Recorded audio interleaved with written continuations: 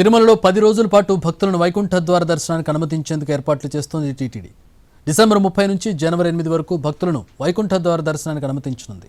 గత అనుభవాలను దృష్టిలో ఉంచుకుని ఏడాది పగడ్బందీగా ఏర్పాట్లు చేస్తున్నారు అధికారులు.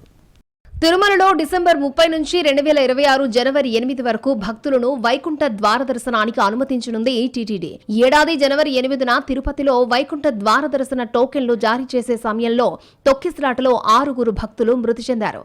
50 మంది భక్తులు గాయపడ్డారు. దీంతో ఈసారి ఏర్పాట్లను కట్టుదిట్టం చేస్తోంది టీటీడీ. మరోవైపు రాష్ట్ర ప్రభుత్వం కూడా వైకుంఠ ద్వార దర్శన నిర్వహణపై దృష్టి సారించింది. 3 మంత్రులతో ఏర్పాటైన సబ్ కమిటీ టీటీడీ తిరుపతి జిల్లా అధికారులతో సమీక్షా సమావేశం నిర్వహించింది. వైకుంఠ ద్వార దర్శనం ఎన్ని రోజులు అందుబాటులో ఉంచాలి, దర్శన టోకెన్లను ఏ విధంగా జారీ చేయాలనే అంశాలపై భక్తుల నుంచి అభిప్రాయ సేకరణ చేసింది టీటీడీ.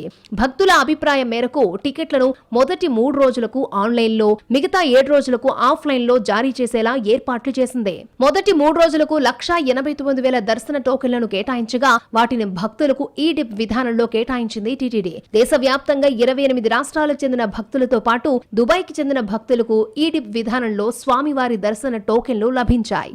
ఇక స్థానికులకు జనవరి 6 నుంచి 8 వరకు రోజుకు 5,000 చొప్పున 15,000 దర్శన టోకెన్లు జారీ చేసేలా ఏర్పాట్లు చేసింది టీటీడీ. గురువారం నుంచి శనివారం సాయంత్రం 5 గంటల వరకు భక్తులు ఆన్లైన్లో రిజిస్ట్రేషన్ చేసుకుంటే ఈ-డిప్ విధానంలో వారికి దర్శన టోకెన్లను జారీ చేయనుంది. తిరుమల, తిరుపతి, రేణిగుంట, చంద్రగిరి మండలాలకు చెందిన భక్తులు వారి ఆధార్ కార్డు ద్వారా రిజిస్ట్రేషన్ చేసుకునే సౌలభ్యం కల్పించింది. దీంతో ఆన్లైన్ విధానంలో జారీ చేసే దర్శన టోకెన్ల ప్రక్రియ పూర్తి కానుంది.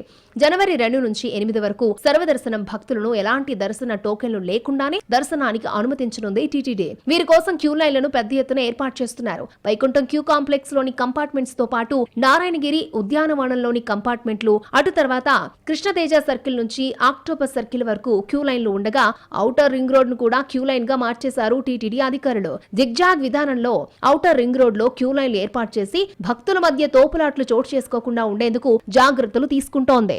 10 రోజుల వైకుంఠ ద్వార దర్శనంలో 182 గంటల సమయం లభిస్తుండగా 164 గంటల సమయాన్ని సామాన్య భక్తులకు కేటాయించేలా ఏర్పాట్లు చేస్తోంది టీటీడీ. 10 రోజుల్లో 7,70,000 మంది భక్తులు స్వామివారిని దర్శించుకోనున్నారు. సర్వదర్శనం క్యూ లైన్ ద్వారా 5,50,000 మంది భక్తులు, ప్రత్యేక ప్రవేశ దర్శనం టికెట్లపై 1,05,000 మంది భక్తులు, శ్రీవారి దర్శన టికెట్లపై 7,000 మంది, 18,000 మంది దాతలు, టీటీడీ ఉద్యోగులు 34,000 మందిని దర్శనానికి అనుమతించేలా ఏర్పాట్లు చేసింది టీటీడీ. గత 10 సంవత్సరాలతో పోలిస్తే ఈ ఏడాది అత్యధిక సంఖ్యలో భక్తులకు స్వామివారి వైకుంఠ ద్వార దర్శన భాగ్యాన్ని కల్పించేందుకు టీటీడీ ప్రయత్నిస్తోంది. వైకుంఠ ద్వార దర్శనం కోసం పెద్ద సంఖ్యలో తిరుమలకు వచ్చే భక్తులకు ఇబ్బందులు తలెత్తకుండా సౌకర్యాలను సమకూరుస్తోంది టీటీడీ దేవస్థానం. 10 రోజుల పాటు శ్రీవారి ఆలయంలో ఆర్జిత సేవలతో పాటు ప్రత్యేక దర్శనాలను రద్దు చేసింది. ఇక అన్నప్రసాద సముదాయాన్ని ఉదయం 7 నుంచి రాత్రి 12 గంటల వరకు భక్తులకు అందుబాటులో ఉంచనున్నారు.